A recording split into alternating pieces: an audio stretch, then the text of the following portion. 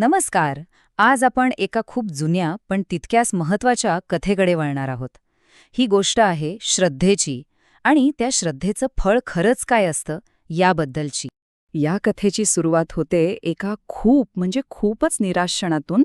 विचार करा, एक व्यक्ती आहे आनंद नावाचा, ज्याने आपल्या गुरुची 25 वर्ष सेवा केली आहे आणि आता तेच गुरु मृत्यूच्या दारात आहेत आणि त्याच्या मनात काय येतंय की मी जी काही सेवा केली ती सगळी वाया जाणार.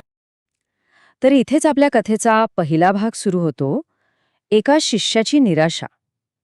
म्हणजे मूळ समस्या काय आहे, तर आयुष्यभर केलेली भक्ती, सेवा, सगळं काही व्यर्थ जाईल की काय, ही भीती. कल्पना करा, वातावरण किती गंभीर असेल. गुरु म्हणजेच भगवान बुद्ध आपल्या अंतिम शय्येवर आहेत आणि त्यांचा सगळ्यात विश्वासू निष्ठावान शिष्य आनंद, तो तर दुःखाने अक्षरशः कोसळलेला आहे.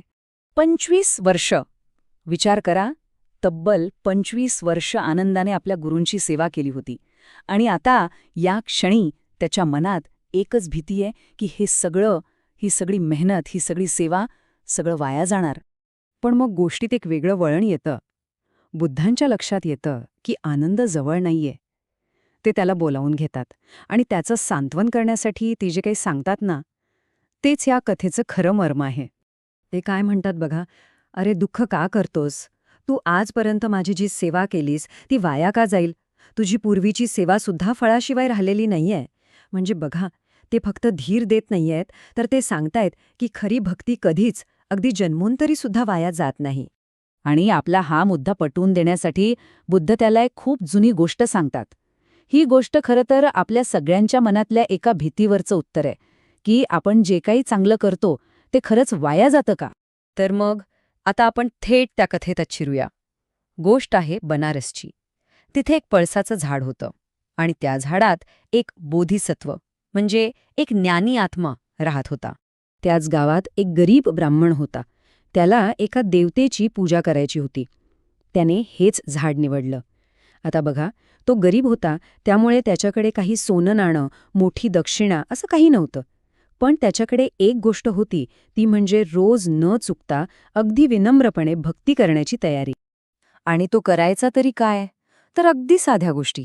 झाडाच्या मुळाशी खडी पसरायचा, आजूबाजूचा परिसर झाडून स्वच्छ ठेवायचा, एक छानसा सुगंधी फुलांचा हार घालायचा आणि संध्याकाळी एक दिवा लावायचा. बस एवढीच त्याची सेवा. आता इथे गोष्टीत खरी गंमत येते. त्या झाडातल्या आत्म्याला म्हणजे त्या बोधिसत्वाला आश्चर्य वाटतं की हा ब्राह्मण रोज हे सगळं का करतोय? याच्या मनात नेमकं काय आहे? चला जरा याची परीक्षा घेऊया, असं तो ठरवतो. मग तो आत्मा काय करतो? एका वयस्कर सामान्य ब्राह्मणाचं रूप घेतो आणि त्या पूजा करणाऱ्या ब्राह्मणाजवळ जातो. त्याला त्या माणसाच्या श्रद्धेची परीक्षा घ्यायची होती की हा खरंच श्रद्धेने करतोय की काहीतरी मिळवण्याच्या आशेने. आणि तो रूप बदलून आलेला आत्मा त्या ब्राह्मणाला थेट विचारतो, अहो, तुम्ही वेडे आहात का? या निर्जीव झाडाची पूजा करून काय मिळणार आहे तुम्हाला? तुमची प्रार्थना वाया जातीये. हे लाकूड तुम्हाला काहीही उत्तर देणार नाही. पण तो ब्राह्मण अजिबात डगमगला नाही. त्याचं उत्तर अगदी ठाम होतं. तो म्हणाला, असं नाहीये. हे झाड खूप जुनं आहे, प्रसिद्ध आहे. इथे नक्कीच कोणीतरी दैवी आत्मा वास करतो आणि अशा शक्तींबद्दल मला खूप आदर आहे. म्हणूनच मी त्यांची सेवा करतो. हे उत्तर ऐकल्यावर त्या आत्म्याला खात्री पटली. त्याला कळून चुकलं की या ब्राह्मणाच्या मनात कोणतीही अपेक्षा नाही, फक्त शुद्ध श्रद्धा आहे. आणि हे पाहून तो आत्मा, तो बोधिसत्व खूपच प्रसन्न झाला.